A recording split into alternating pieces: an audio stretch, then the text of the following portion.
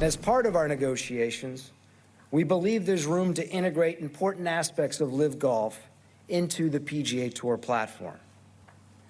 We're doing everything that we can to bring the two sides together. That said, we will not do so in a way that diminishes the strength of our platform or the very real momentum we have with our fans and our partners. So while we've removed some hurdles, others remain. But like our fans, we still share the same sense of urgency to get to a resolution. Jay Monahan spoke for nearly an hour. With more on the commissioner's press conference, we welcome in Rex Hoggard and Todd Lewis. Gentlemen, you were in the room. Curious about your biggest takeaway. Well, I think that you have to go back and look at the history of Jay Monahan talking about these negotiations that have been going on, and he has been very, I would say, positive, tight-lipped. I would say the tone is a little different from this press conference compared to the others in the past. Although he didn't really get into the depths of how the negotiations are going, he did say things like, we will not compromise what makes the game of golf exceptional. Got into the point of the PGA Tour having great momentum over the last 3 months with the engagement with the fans, be it viewership, with the fact that they have raised north of $400 million in corporate sponsorships over the last 3 months. Sounds as me as though they were speaking from a position of strength. Didn't really want to get into what they think that LIV Golf offers that may fit into the PGA Tour Enterprises umbrella, but it did seem like there was some authority on that podium today. I'm going to pile on a little bit. You said the tone has changed a little. I think it's changed dramatically. You look at the tone following the first meeting in the White House last month, and there was a lot of things that we had heard before. Jay Monahan said the negotiations are moving at pace. They're listening to fans. They want to reunite the game. Following the second meeting, and we heard it from Rory McIlroy first last week, this is clearly a pivot. There's nothing subtle about this, and the message is, okay, there might not be a deal. And I will give Jay Monahan credit. He is having to walk a tightrope because this is an ongoing negotiation. He has to be open to the idea that they're going to have to go back and forth on this, but I think he's trying to send the message to the fans, to the players, to the media, that get used to the idea that this might not happen. There's a lot of things that are moving right now, and it really comes down to two things. One, leverage, and two, what the future of the game is going to look like. It seems as if the sticking point in your reporting, and I've talked to people too, is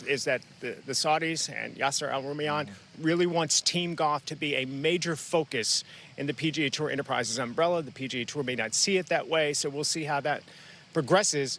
And let's move to the fact that there's a possibility that there may not be a deal.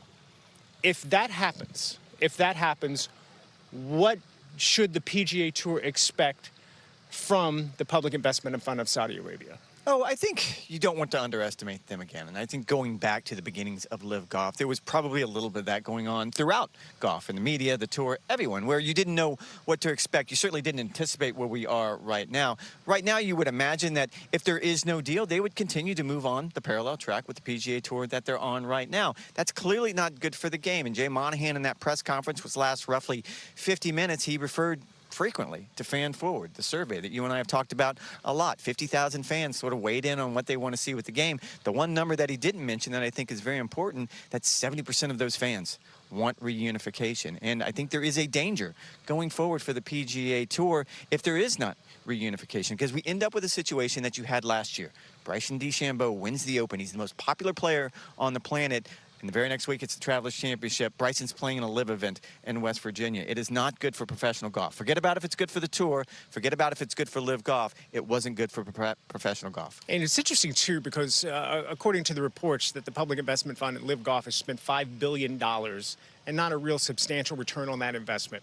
If there is no deal, the $300 million we are hearing, it's been reported, the $300 million experiment with Jon Rahm to bring him from the PGA Tour over to LIV, it hasn't really worked as far as him being the Pied Piper and bringing other star players over to LIV. And obviously, he's not the catalyst to reunify the PGA Tour and LIV Golf or reunify the game. So will the purse strings really open for the Saudis? Will they go higher, or will they make another move? What do you see in the forecast? I think that's a great point because we are hearing the tour side of this, to be fair. And again, in defense of Jay Monahan and anyone on the policy board, they get asked questions, they have to answer them. Right. On the other side, the Public Investment Fund, the governor has never said one thing. So we don't know the other side of the story. To answer your question, you don't know. Are they going to double down on John Rahm? A couple of these contracts are going to come due at the end of 2026 if this is something that they're interested in. That's the billion-dollar question right now. Literally. Yes.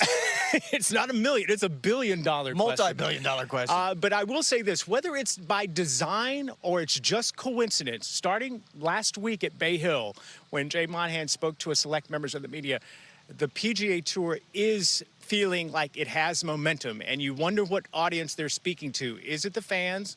Or is it an audience of one? And that is the other side, Yasser Al-Rubian, of the Public Investment Fund, and the fact that they do have a lot of momentum and strength right now. So we shall see how these things develop over the next few weeks, months, who knows, Damon?